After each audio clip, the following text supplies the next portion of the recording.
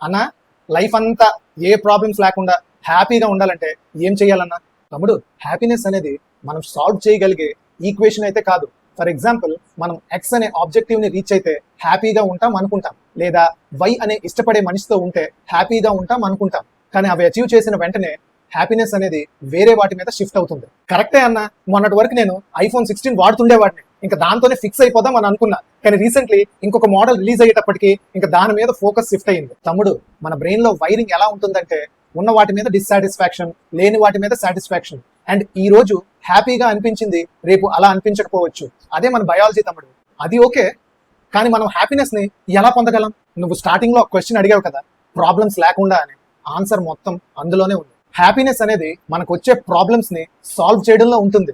Life అంటేనే suffering, and ఈ suffering, pain, problems వల్లే ఈ వరల్డ్ అనేది డెవలప్ అయింది. అసలు ప్రాబ్లమ్స్ లేకపోతే మనకి సొల్యూషన్స్ ఎలా ఉంటాయి?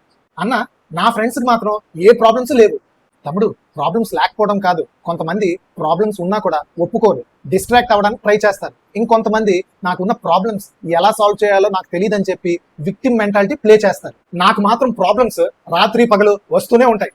తమ్ము, ట్రిక్ అంతా అక్కడే ఉంటుంది కదా. అసలు ఏ ప్రాబ్లమ్ ని చూస్ చేయాలి, ఏ ప్రాబ్లమ్ ని ఇగ్నోర్ చేయాలి మన చేతిలోనే ఉంటుంది కదా. ఫర్ ఎగ్జాంపుల్, నువ్వు మంచి ఫిజిక్ మెయింటైన్ చేయాలనుకుంటే డైలీ మార్నింగ్ లేవటం, డైట్ మెయింటైన్ చేయటం, ఇవన్నీ ప్రాబ్లమ్సే కదా. ఇవి నీ చేతిలోనే ఉన్నాయి కదా. అండ్ సక్సెస్ కూడా రీచ్ అయ్యేది నువ్వు a kind of struggles and problems ని చూస్ చేస్తున్నావని.